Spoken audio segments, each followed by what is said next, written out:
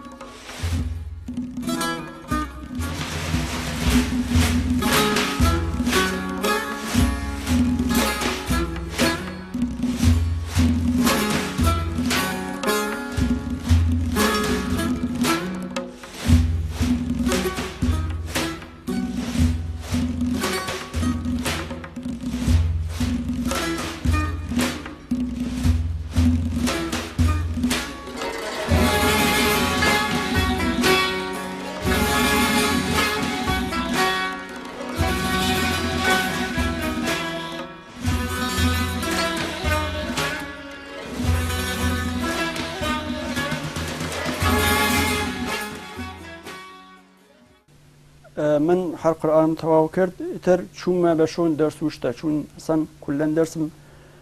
تا سنی 18 ساڵەکە ئەسەن سەوادم نەبوو کولەن سنی 19 ساڵەکی یاشرۆ ئەم کردگە ئیتر لە مەسەڵەن ئاوایی ناوە چوومە بۆ مسکۆت مەسەڵەن پیشنمازیم کردگە تەراویح و شتە یا نوێژە یا بانگێ کارم کردگە کەلاسی قورئانیشم دایناوە لێترەوە تەرەفداری کەمتر بوو قورئان ئەساسی زیندگی قانونی ئەساسی ئینسانی مسلمان قورئانە وەختێ ئینسان زیندگی قورئانی بێ واقعا لێزەت لێبا لە زیندگیە ئەو من ئەو قورئان حفظکردنە واقعا گۆرەترین دەستاوردم بۆ تا ئێستا متاسفانە مردم لە قورئانە دوور بوونە متاسفانە کە ئێمە قورئان کە شتێکە ئەشێ لە زیندگی خۆمانە پیادەی بکەین شەو و ڕۆژە بزانیم قورئان چی وتووە لە زیندگی خۆمانە پیادەکە وەلێ متاسفانە ئێستا مردم دوور بوونە لەو قورئانە قورئان یان دایناوە فەقەت بۆ وەسەڵەن بۆ مەراسیمی سوگباری شتە متاسفانە کە واقعانەوە ئایەکی هەیە کە لە ڕۆژی قیامەتە هەر لە سوورەیە و هینە لە سوورەی فۆرقانە بەڵێ ئایە هاتە هەیە وابزان و ئایە یاسی و یەکە کە پێغەمبەری خوا ڕۆژی قیامەتەش شکایەت ئەکا لەو کەسانە لەو مردم کە قورئانیان گرتووە بە بازی چە متاسفانە بەو شکڵە کە ئەشی لێ ئیستیفادە بکەن لێ ئیستیفادە ناکەن وقال الرسول يا ربي إن قومي اتخذوا هذا القرآن مهجورا متأسفانة أمرو أو اتفاق كفتوى وبتشاهد أو آية منزوري مثلا قومكي خويبه ولآئسة هي نيجه هي بو إما واقعا أتوانين بيجيم أمرو واقعا رويداوة قرآن تأثيري مثبتي بو لقل زندگي منا واقعا آرامشة يعني تر بشكل كلي بيجم واقعا آرامشي كي يعني مثلا بو إيمة كي خب زندگي واقعا سخته ولا أو قرآن بو باعث وكي إيمة آرامشك معنوه واقعا أو آرامشة بحجتي ناتواني عبازي بكي إحساسكم بجاب أم مشكلاتك ها بسرش هنما هرچی إحساس وإحساسكم أروم ناو مزگود إحساسي سبوكي أكم ووقتا هرچی تمسك بهم كم بقرآن وبم آموش مزگود بكم وأوانا إحساسكم إنت هيج مشكلة نية لسرشان ما والله لكاتي خويندن خب مشكلات زور بوا مثلا خب أجر من مثلا مشكلة بناء نبوايا أتواني راح أدل خطي بناء استفادة بكم ولا خب وقت أو مشكلة هي أشياء لك نوار كاسد أو نوار خرابة بي خب أشياء دايني تا كسي بجي تبو شارع ونوار دروس كاتبو ئەوش بەعزی وەختە 2-3 مانگ توولی کێشاوە تەحتیڵم کردگە دەرس خوێندنیش هەروە بۆ تاسفانە ئەو زمانە خۆ من وتم لە سنی 20 ساڵگیە شروعم کردگە چون ئیمکانات نەبووە لێرە مەجبور بوومە بچمە بۆ شار هەتا بۆ تاران بۆ دەرس خوێندن واقعان زۆر سەختە سەختی چم کێشاوە حتا لە تارانیچە بەئەنکی پایتەخت بووە وەلێ خۆ کەمبوودی ئیمکانات بازم بووە واقعان من سوورەی نوح وە سوورەی قیامەت فرە خۆشم تێ لە سەفکەکەیان واقعان ئەیان خوێنم وەلێ ساڵ سوورەیەکی تەسیری داینابوو بۆ من سوورەی فورقانە لە ئاگی تقریبا 61ەوە بزانم تا ئاخری لە باسی عیباد الرحمانەکە واقعان هینێکی جاڵەبە بەحسێکی جاڵەبە کە ئینسان بتوانێت لەو ئایانە استفادە بکە أعوذ بالله من الشيطان الرجيم وعباد الرحمن الذين يمشون على الأرض هونا وإذا خاطبهم الجاهلون قالوا سلاما والذين يبيتون لربهم سجدا وقياما والذين يقولون ربنا اصرف عنا عذاب جهنم إن عذابها كان غراما واقعا بحثێکی جاڵەبە بۆ خۆم مەساڵ کەسێکی مشکلی منی هەیە وتم ئەو زمانە زۆر سەخت و وەلە ئێستا واقعان ئاسانە هەم کتیوی برەیلی هەیە من خۆم برەیلی قورئانم هەیە هەم نەرمەفزارەکانی هەیە ناو مەسانە نەزارە هەم ئەندرویدی هەیە هەم کامپیوتری هەیە بۆ ویندۆزشتە هەم وردی هەیە قورئان خوێندن حفظکردن ئەمڕۆ واقعان ئاسانە فقط ئینسان بەر لە ئەوە بتوانێت تەسکیەی خۆی بکە ئینسان خۆی پاک چون ئایەی هەیە دەڵێ وەیوزەکیهم وەیوعەلمهم الکتاب ئەڤەڵ یۆزەکی پاک ئینسان خۆی ئەفکاری پاک بێ دوای ئەوە بچێتە بەشون قورئانە حتما بە نەتیجە ئینشەڵڵا ئەگەی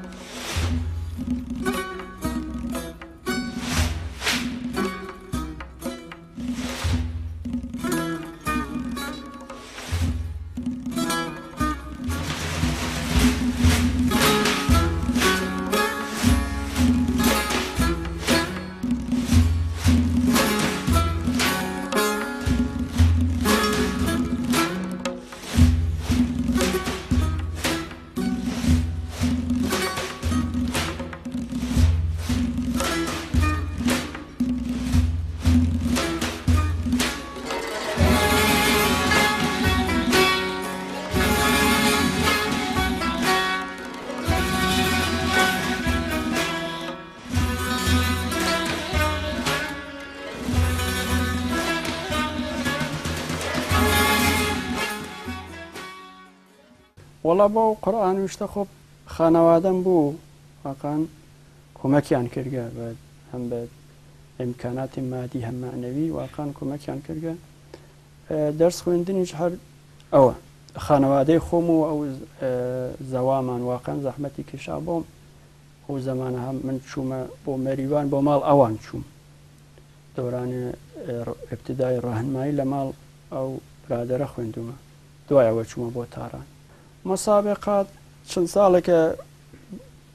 ئەو زەمان چوومە دەرس خوێندن و شتێتر نەوەڵا شرکەتم نەکردگە وەلێ قەبلە نەرێ تا سەتحی ئۆستانی چوومە مەقام لە ئۆستانە مەقامی ڕایە مەقامی دووەم هاوردە قورئان شتێکی فەراریە یعنی ئەگەر ئیسە من قورئانم حفظ کردگە ئەگەر 2-3 مانگ نەیخوێنم واقعان ئیتر سەختە بۆم ئەشێ قورئانم حفظ کرد هەدەیەقەڵ ڕۆژێ 2-3 جەزم حتمما بیخوێن قورئانیش خۆب ئەساسی زیندگیە زیندگی ئینسانێکی مسلمانە بۆ گشتمان شتێکی زەروریە حتمەشی بیزانین یا تەرجمەکەی یا بەحسەکەی یا ئێتر عالیترین شکڵی ئەوەیە کە مەسەڵەن حیفزی بکەین واتە قورئان حیفزکەی تر ها لە دەستڕستە من تۆسیەم ئەوەیە بۆ هەر کەسێ دەنگ نەویسێ کە واقعەن ئەم قورئانە بیکەیمە بە هەمڕاه خۆمان بیکەمە بە ڕەفیقی خۆمان چون تەنیا ڕاهی نەجات هەم لەم دنیا هەم لەو دنیا فقط قورئانە قورئان و حەدیث ئومیدوارم کە ئێمەش کە حوێزمان کردگە بتوانیم عملی پێ بکەین واقعەن عملەکە فرە ئەلئان من خۆم قورئانم حیفز کردگە مەسئولیەتم سەنگینترە وەختی ئەگە کارێکی نادروست ئەنجام بم خۆ تەرەف دەڵێ ئەو کابراکی حافزی قورئانە و کاراکە مەسەڵەن ئێتر ئێمە چی بەنابەرین واقعەن مەسئولیەتی سەنگینە وەلێ ئەرزشی هەیە واقعەن باشترین شتە لە زیندگیە و زندگی واقعا سەختە قورئان خۆی دەفەرمێ لەقەد خەلەقنا الئینسانە فی کەبەد ئینسانمان لە سەختی دروست کردگە زندگی ئەسان ئاسان نییە لەم دنیا بەشی سەختی بیکەشی وەلە ئینسان بە سەبر و حوسڵە تاقەت ئەتوانێ بگەیری حەدیسی هەیە دەفەرمێ ئینسان هەمیشە ئینسانی مسلمان ها لە خەیرە یا ها لە سەختی یا سەبرەکە یا ها لە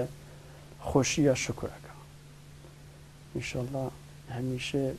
لەو دوو حاڵەتە خارج نەبین الله أكبر الله أكبر الله أكبر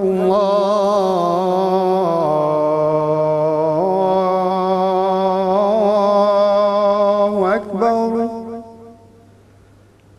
أشهد أن لا إله إلا الله أشهد أن لا إله إلا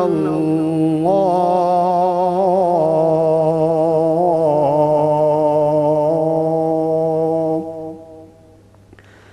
أشهد أن محمد رسول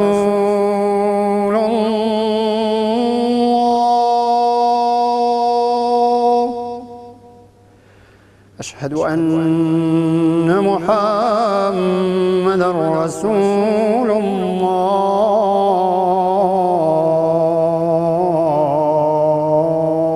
الله حي على الصلاة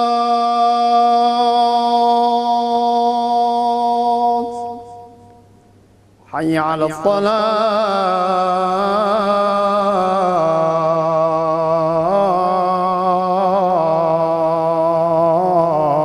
الصلاة حي على الفلاح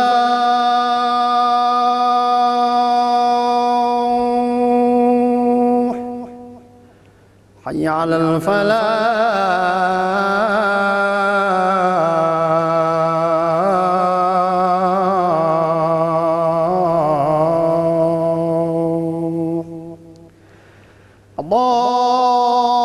الله أكبر